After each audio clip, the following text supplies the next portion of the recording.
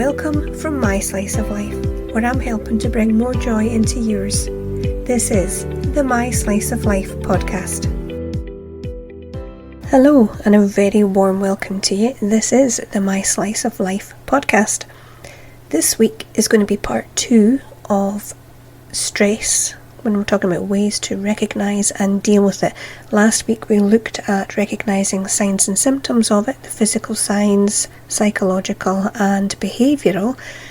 This week we're going to look at what do we do about it. So I've got some suggestions for you. Hopefully they will be very helpful to you, and there's a little practical exercise for you to do with me at the end, which I find useful, and I'm going to suggest that you practice it every single day. So first of all, let's have a look at some ideas for actually managing stress levels. And I think the first thing I would say is become knowledgeable about stress. You don't have to become an expert. I mean, we're not talking like getting PhDs in it, but identifying your major sources of stress. If you know what is stressing you out, that's going to be a big help. If you know it's at work, or maybe if you're at home, if you're looking after the kids, do you have a trigger that really just pushes your buttons and causes you a lot of stress? It's important to be able to identify these first. See if you can anticipate stressful periods and plan for them. So if you've got something big coming up, you know you're going to be stressed out, then you can put plans in place to help you deal with it a bit better. I think as well, being organised like that, and actually just that little bit of thought before something happens, it can really help to take the stress levels down. Another idea is to develop a number of strategies to help you deal with stress.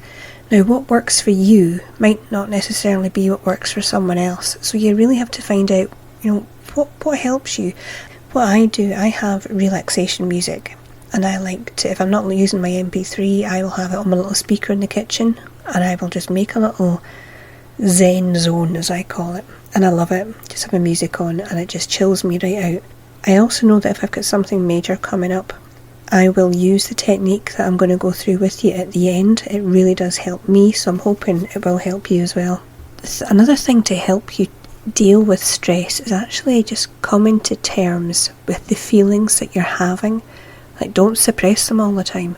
If you can acknowledge them to yourself at least, and hopefully be able to share them with other people, they see if you keep holding it in, and eventually it'll build up, and eventually either you'll blow, or if you internalise it all the time, that's when you can become really ill with the stress, and it can lead to all sorts of problems. So really try not to suppress them. If you can come up with strategies to help you be more flexible and adaptable as well, that can really help, because then you can kind of go with the flow a little more, be so rigid in your behaviours and thoughts. Just try and go with it a wee bit. Okay, so there are other things we can do as well to try and help us with our behaviour. For example, if you try to not use the words can not when you actually mean you will not. If somebody's asking you to do something and you know you're not going to do it, don't try and tell them that I can't do it just now, but because then they're going to think, well, she'll do it later on, or yeah, he'll come round to the idea. If you really mean you will not do something, you have to be clear about it. Use your free time productively. That can be quite a difficult one. It's so tempting to just sit and put on a movie or just play games and just veg out.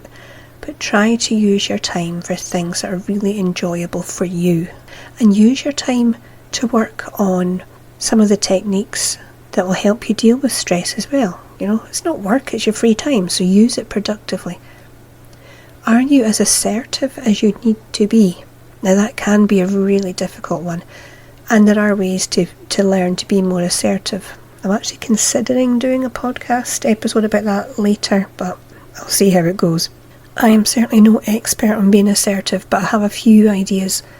But if you are assertive, you can put your needs first if you need to, and let other people know, that's okay.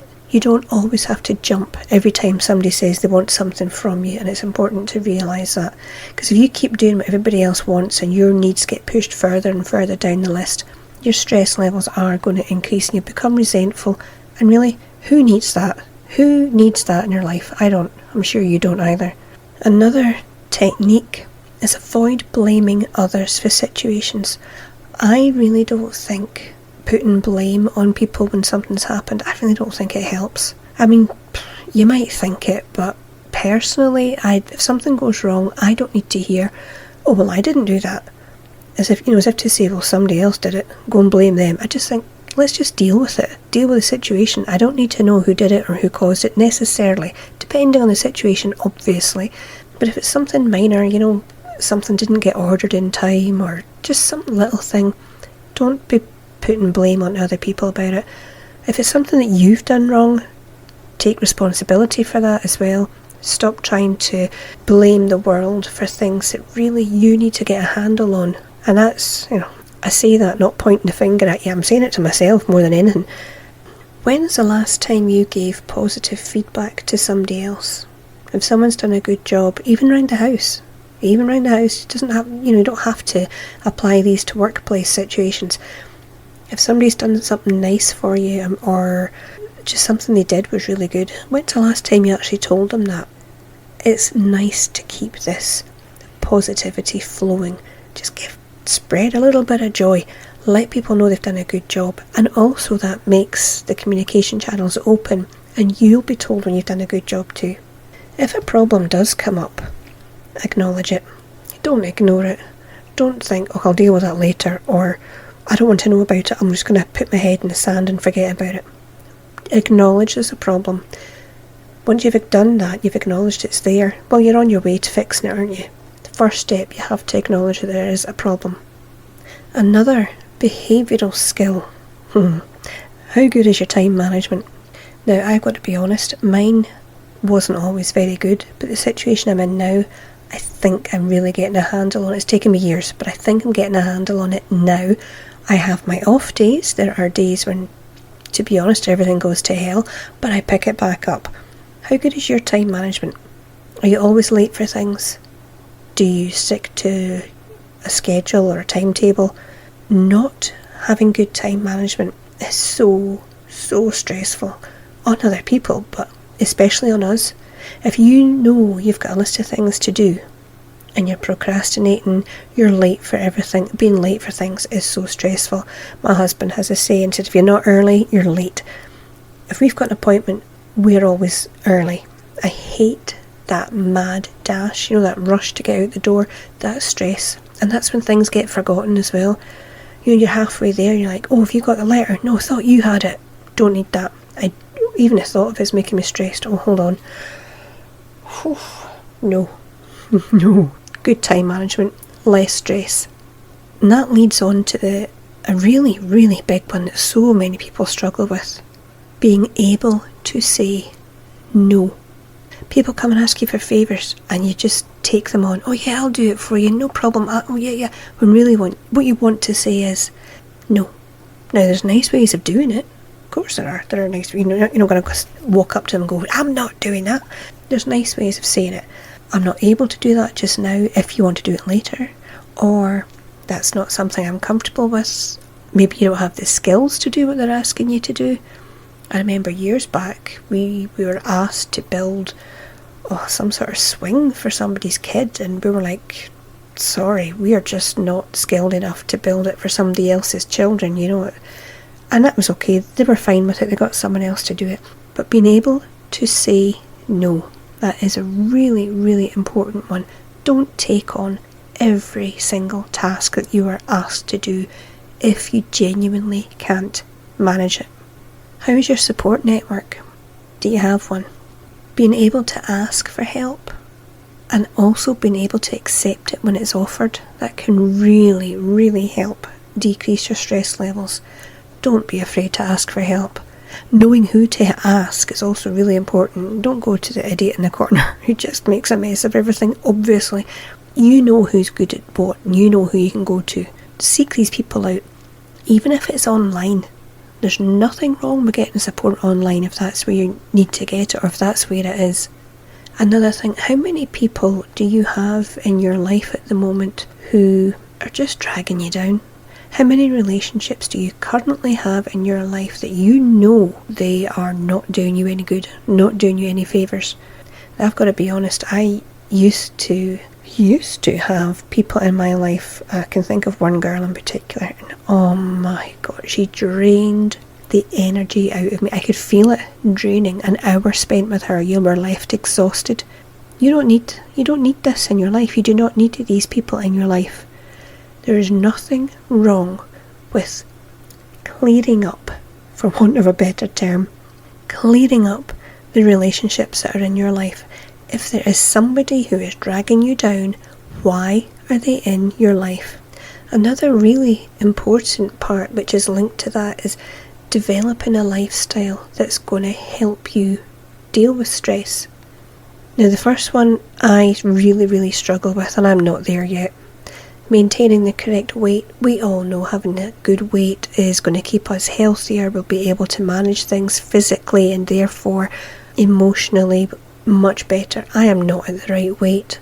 Haven't been for years. When I was in my 20s, I used to go to the gym loads. I could eat what I wanted, and not now. I'm really struggling, but I'm working on it, she says.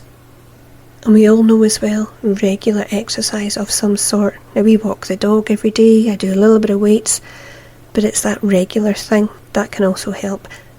They also say when you do the exercise, you release the endorphins, make you feel good, and really can help to decrease your stress levels.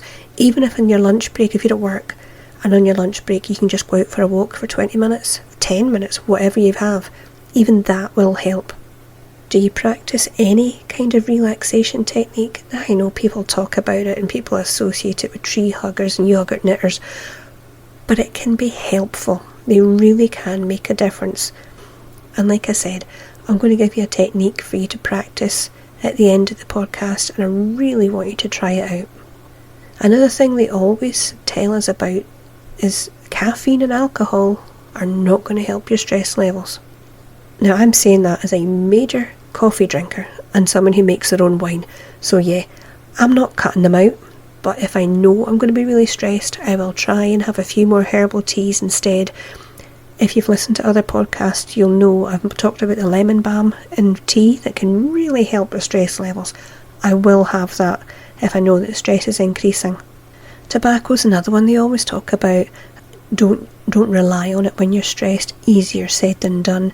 And I say this as an ex-smoker. I never smoked for a long time, but a couple of years. If anybody is interested in knowing how I stopped, get in touch with me through the blog, and I'm more than happy to tell you exactly how I did it.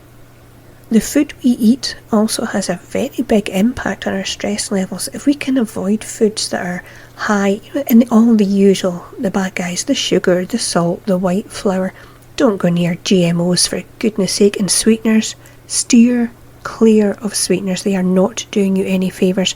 I would rather take the sugar over sweetener any single day. We don't allow sweeteners in our house. We don't allow GMO in our house. Again, it can be easier said than done because they hide this stuff in the food. Be aware of what you're bringing in. And again, related to that, try and eat as much unprocessed food as you can. So don't go for the chicken burger, just have straight chicken breast or beef mince instead of having like a beef burger. Or if you want burgers, make them yourself, so at least you know what's in it. Try as well, plan your day, try and plan your time so that things aren't a surprise. If, like me, I always have a to-do list, maybe that would help you. Write it down the day before so you know what you're doing when you get up, and then you're not running about stress thinking, oh, what am I going to do today? The more you can plan things out, the more stress you're taking off yourself. It really will help. Well, it helps me, so again, I'm hoping these things will help you. If you find as well that every day you're doing the same thing, it can be really easy to feel like you're just on that treadmill, Get up, go to work, come home, I'm tired, go to bed, get up, stop, no.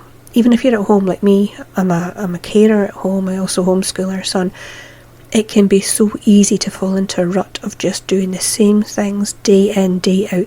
Find something different. Make a point of doing something differently. Take a different route home. Like I say, go for a walk in your lunch break instead of sitting listening to somebody you can't stand blethering on about their life problems. What about going for a walk after dinner? Or do you play card games? When's the last time you got out a board game? I actually bought a pack of jigsaws. I know, I love a jigsaw. I love a jigsaw. We got a big pack in the charity shop today. There were, I can't remember, I think there's 7 jigsaws in this, all ranging from, I think it's 500 pieces up to 1,000. But that's different. I haven't done jigsaws for years. But find something different for yourself. Get a change of pace. You know how they always say, a change is as good as a rest. So try it. Try also not to let your thoughts dwell on things that really don't matter.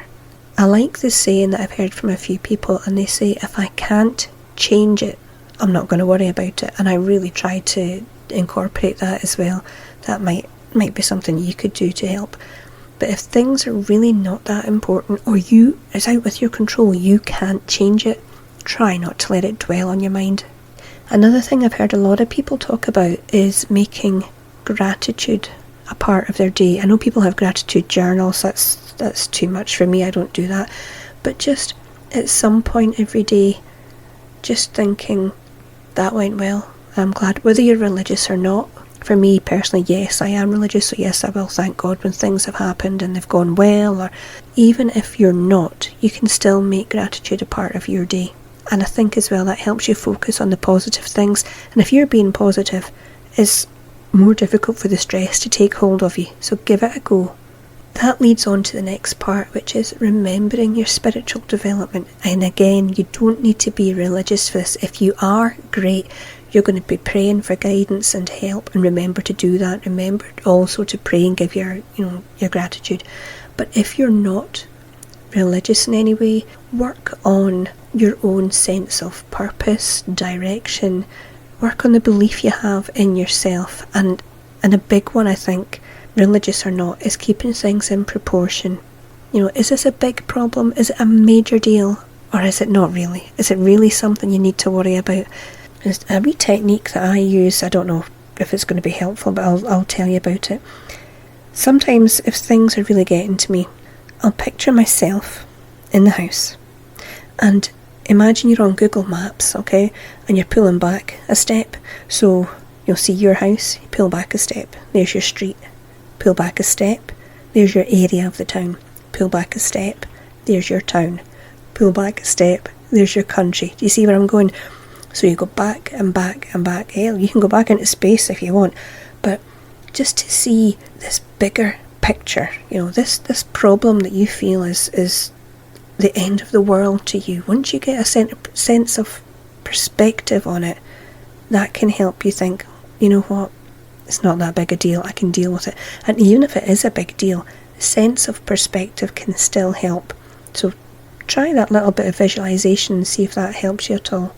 Another way to help deal with stress is creating more time. We're always saying we don't have time, so how can you do that?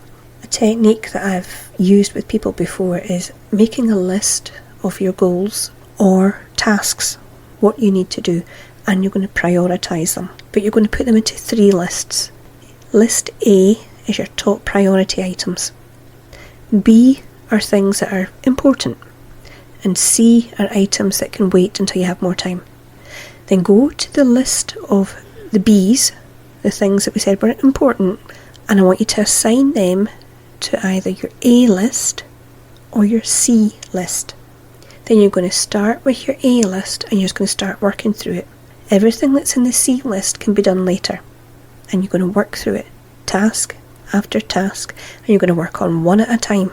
Ask yourself, what is the best use of my time right now? Don't procrastinate. I'm saying this, we all do at some point. Be aware of it and see if you can catch yourself when you're actually doing it. Procrastination, it will just add more stress, because the thing that you should be doing will just get added on to more work later on. If there's something to be done, do it now. Again, I say these things. I am no expert in this. I procrastinate. I put things off. I let things get on top of me. So when I'm saying this, I'm reminding myself as much as I am trying to give you a wee bit of help and advice. Another strategy or set of strategies you can use for managing your time, whether it's at home or at work, One is prioritising your tasks, as I've just described. Prepare your calls or your emails. Group them. Do you have financial ones to do today? Do you have more social ones that you're organising? Put them in groups so you can get them all done together. Don't forget to try and have a little time put aside to help you think creatively. I think people underestimate how important it is to be creative, and even if it's only 10 minutes, that little out-the-box thinking time really can help you solve problems. Sometimes something will just pop in your head.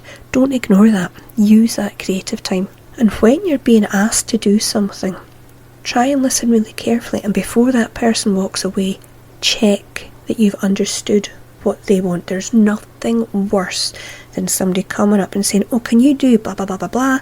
They walk away and you go, "Oh, did I get that? Oh, now what was it they said?" Check. Write it down if you need to. Another little technique. This is more in the workplace, I would say, but remain brief if you're on the telephone. You don't need to give them your life story. Use the phone, get the job done, get off and go and do something else, because then you've got that time that you can use to prepare for meetings or appointments.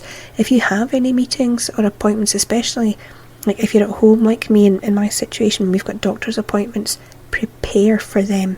Take notes with you. If you've got any big appointments or meetings, you are going to have notes most likely anyway, but make sure you have them. But for appointments, take notes in with you so you're not sitting thinking, what was I going to say? And there's nothing worse than coming out of an appointment. You're on your way home and you think, oh damn it, I forgot to tell them about that. Another good strategy is to tackle one task at a time so you can give it your full concentration. Don't try and do 5 things at once, because it's like spreading butter. You're just going to spread yourself too thin. One at a time, do it to the best of your ability. Now, related to that, and I know when I was talking about checking that you understand what somebody wants from you, make sure that you get clear instructions, and also make sure you give clear instructions if you are the person who is asking folk to do things. The other technique that I've heard about is, where possible, now this can apply in a workplace or at home, handle each piece of paper once. What does that mean? Well, you get it in onto your desk or through the letterbox, you open it, you deal with it there and then you go and file it, instead of having this pile mounting up. Nobody likes to see a big pile of papers on a table or a desk and thinking, oh God, I've got to deal with that. As soon as you get it, deal with it. And related to that as well is being able to ask for time. Being able to ask for more time is really, really important. And there's a few ways you can do it. And now all this stuff that I'm giving you is all on the blog. It's all written there if you want to go and look at it and read over it and have a think about it. So when someone is asking to do something, listen carefully to the request or favour, whatever it is. Again, clarify, make sure you understand what it is they're asking of you. Pause, just take a breath, think about it, just for a second even. Now you can acknowledge that you've understood what they're saying, okay? Because look, I realise that you're wanting that done as soon as possible. And you can say things like, I can't decide right now, or I'm going to need a little time to think that over and I'll get back to you.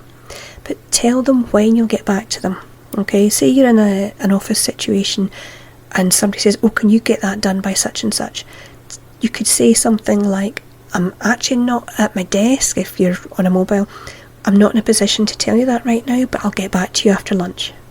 So you're giving yourself time to think about it, but you're also letting them know when you will get back to them. Now, I do hope that those ideas are going to be helpful. This comes to the practical session that I told you we were going to be doing. Everything in this podcast and the previous episode, all about stress, we've looked at the physical changes, why they're happening, what they feel like, and a lot of them don't feel all that pleasant. But one of the easiest techniques to learn is this breathing technique. So right now, I want you to just pay attention to how you're breathing. Just take a second or two. What moves? Is it your shoulders? Is it your chest? Now I want you to put one hand on your chest, one hand on your belly. Just keep breathing normally. See which hand moves the most. Now this time, I want you to take a slow, deep breath in through your nose, but as you do it, I want you to make sure your belly pushes out, so the hand on your belly should go out as you're breathing in. Then breathe out through your mouth and let that hand that's on your belly go back in. Okay, do it again. In through your nose. Let the hand on your belly push out. As you breathe out, let the hand on your belly push back in. Keep trying that. If it doesn't come naturally or you're finding it difficult, when you're breathing out, actually use that hand to push your belly in a little. Then you'll get to know what it feels like. So every time you breathe in through your nose, let that hand on your belly come out. And when you breathe out, let the hand on your belly go back in. The hand on your chest shouldn't be doing the movement. It's the hand on your belly for the deep, slow breathing. Why is it important? When you're stressed, you breathe quickly. By doing this, you are taking control of that breathing. You cannot breathe quickly and slowly at the same time. You control the breathing, you control everything else. Take back control. Ideally, you want to practice this breathing technique every day. Now, that's up to you when you do it. I used to tell people to do it 3 up to 5 times a day. The point being, if you can learn to do this effectively, and just a couple of breaths or a couple of minutes, whatever you feel like, but learn to do it in normal, everyday situations, say when you just get up or after dinner, some quiet time, and again, a couple of minutes. Learn what it feels like, so that when you do have a stressful situation crop up, you know what to do. You've got this technique, you'll be comfortable with it, and you can bring that breathing back down, you can get that stress level down, you can take control of the stress. Do not let it control you. You are going to control the stress level, and you're going to do that by step 1, controlling the breathing. All the other stuff I've been through today will help, looking at behavioural things that you can do, time management, how you're dealing with other people, how you prioritise your time and value your own time. They will all help. So I really hope you can use some of these strategies and techniques.